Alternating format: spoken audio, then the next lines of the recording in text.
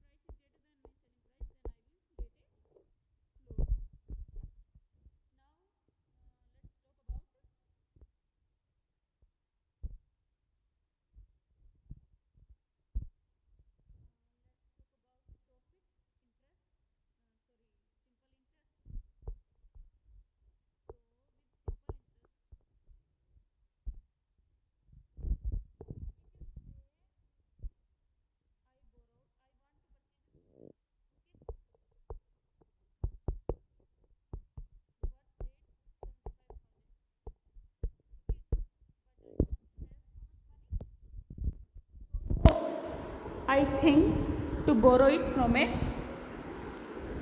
bank.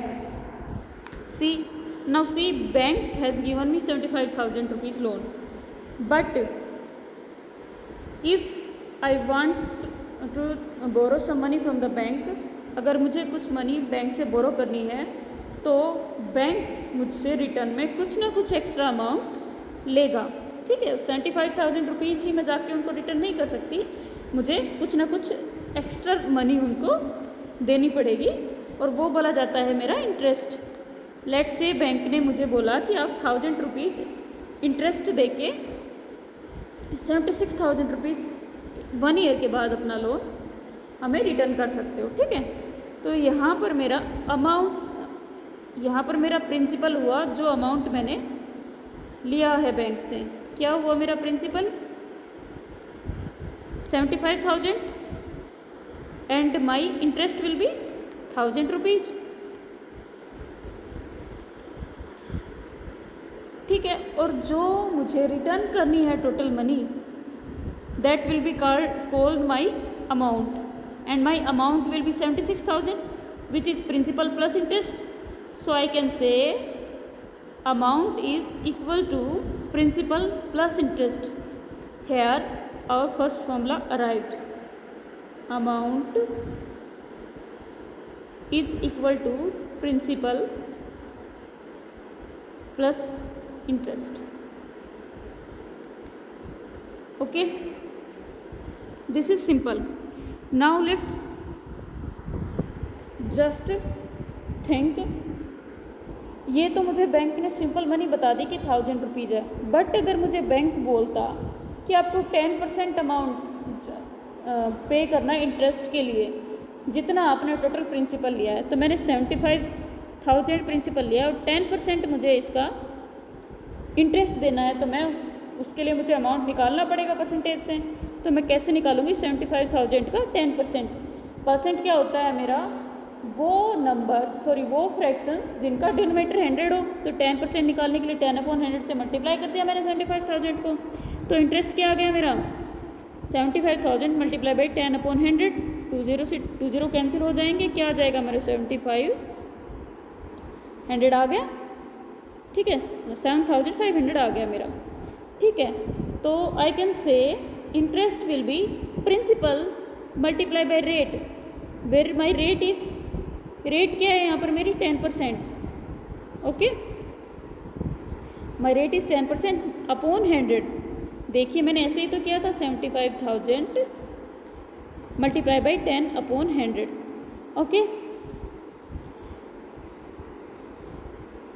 But अब ये तो आपको क्लियर हो गया कि प्रिंसिपल की बात की जाए, इंटरेस्ट की बात की जाए तो P multiply by R, principal multiply by rate upon 100 हो गया। एंड लेट्स से मुझे वो मनी 1 ईयर में रिटर्न नहीं करनी, say I want to return it in 2 year. तो बैंक ने मुझे क्या बोला कि आपकी 10% पर एनम की रेट है। 10% per annum meaning, 10% per annum की मीनिंग है कि मुझे एनुअली उनको 10% इंटरेस्ट के लिए देना है। ठीक है, तो 1 ईयर का इंटरेस्ट कितना था मेरा 7500, 2 ईयर का कितना हो जाएगा 7500 प्लस 7500। ठीक है, या फिर हम मल्टीप्लाई कर सकते हैं 7500 को 2 से। तो अगर वो टाइम यही मल्टीप्लाई कर दूँ मैं, तो मेरा फॉर्मूला टाइम के लिए पूरा हो जाएगा। तो मैं बोल सकती हूँ कि my interest will be my principal multiply by rate multiply by time given upon 100। Okay, तो my interest will be P multiply by R multiply by T upon 100। Now say my amount will be total amount what I have to pay to the bank will be my principal, जो total 75,000 मैंने bank से borrow किया था, and my interest for 2 years which will be 15,000। So I can say interest here, interest क्या आ गया था मेरा 15,000। तो टोटल अमाउंट कितना हो जाएगा मेरा 90,000, जो कि मुझे बैंक को रिटर्न करना है।